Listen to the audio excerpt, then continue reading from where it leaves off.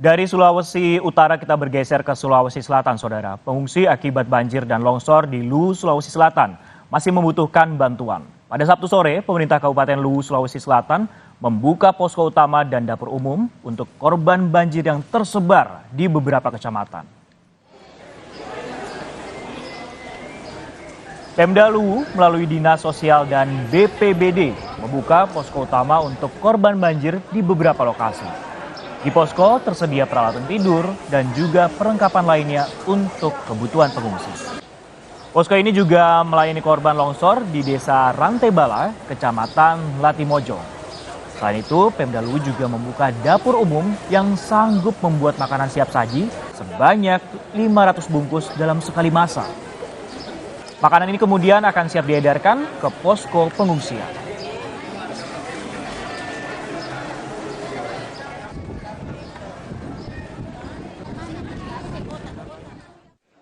Adapun bantuan yang kami berikan, bantuan dari Kementerian Sosial, bantuan dari Dinas Sosial Provinsi, dan juga dari pemerintah Kabupaten Luwu.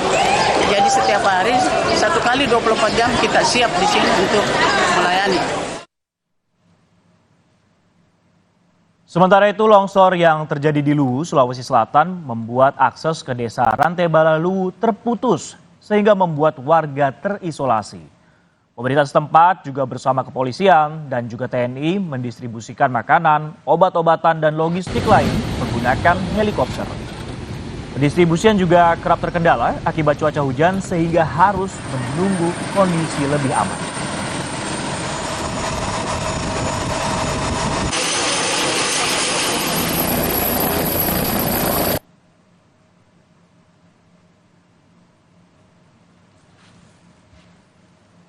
Usai diguyur hujan deras sejak Kamis malam.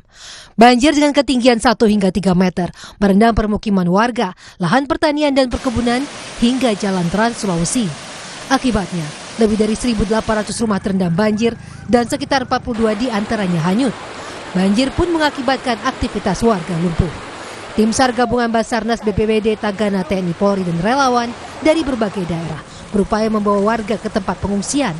Evakuasi dilakukan menggunakan perahu karet dan sampan, termasuk saat mengantarkan makanan kepada warga yang belum mengungsi. Berdasarkan laporan Pusat Pengendalian Operasi Badan Nasional Penanggulangan Bencana Sabtu pagi, 14 orang tewas dalam peristiwa ini. Sementara sebagian lainnya masih dalam pencarian. 14 orang dan dalam pencarian masih dalam pendataan, dan di Sidrap selama 17 orang dalam pencarian masih dalam pendataan, dan perlu diketahui bahwa di Luwu itu selamanya 60 orang, meninggalnya 7 orang, dan dalam pencarian masih dalam pendataan. Derasnya banjir juga menyebabkan sejumlah kendaraan terseret arus, juga tenggelam dalam kondisi terparkir. Saat ini banjir mulai surut di sebagian lokasi, namun banyak warga yang masih mengungsi untuk menunggu pembersihan rumah mereka. Tim Liputan Kompas TV. Untuk mengetahui kondisi dan juga situasi terkait banjir di Luwu, Sulawesi Selatan, kami akan bergabung dengan jurnalis Kompas TV Amran Amir di Luwu, Sulawesi Selatan. Amran, selamat pagi. Apakah dari pantauan Anda pada pagi ini banjir masih melanda ke 13 kecamatan di Luwu, Sulawesi Selatan? Ya, selamat pagi Francisco dan saudara. Memang pagi ini kondisi banjir di Luwu, Sulawesi Selatan sudah surut sepenuhnya dan itu sudah berlangsung sejak kemarin.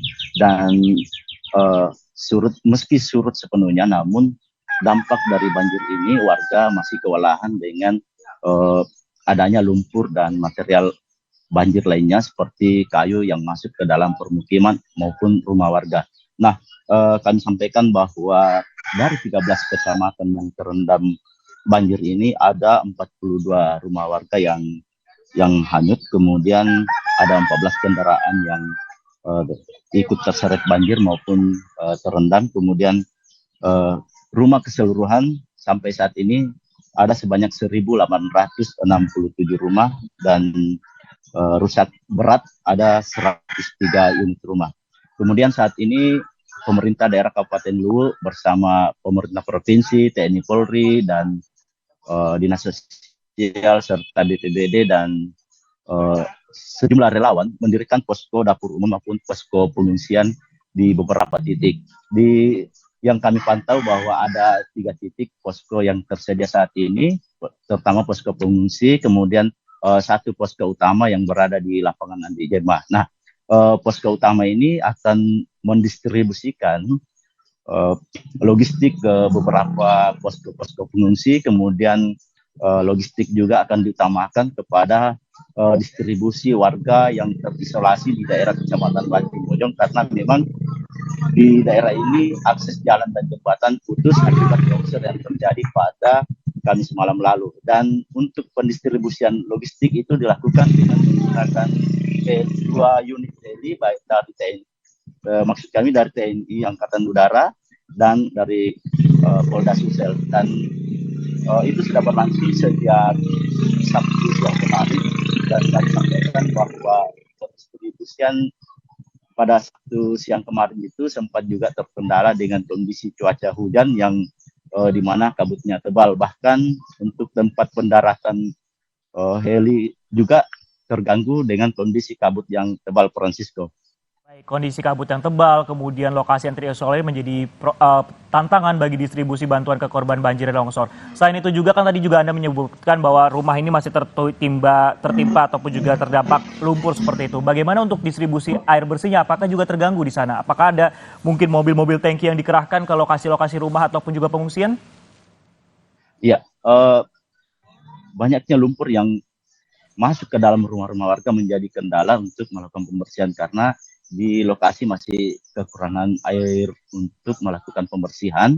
Dan pantauan kami, sejumlah armada tangki untuk membantu warga sudah disiapkan untuk melakukan atau membantu warga dalam melakukan pembersihan. Nah, pantauan kami juga di posko pengungsian di Kecamatan Suli sudah tersedia air water treatment yang disediakan oleh Polda Sulsel untuk membantu warga yang kekurangan air bersih, terutama air minum, untuk para pengungsi dan warga-warga yang terdampak pada banjir. Dan itu warga yang untuk mengkonsumsi itu bisa langsung datang ke lokasi. Bahkan pihak Polda Sulsel bersedia untuk mendistribusikan air minum yang siap diminum hari ini ke beberapa tempat, Francisco. Baik, terima kasih Amran Amir yang melaporkan langsung dari Luwu, Sulawesi Selatan, yang banjirnya juga sudah surut dari 13 kecamatan di sana. Terima kasih.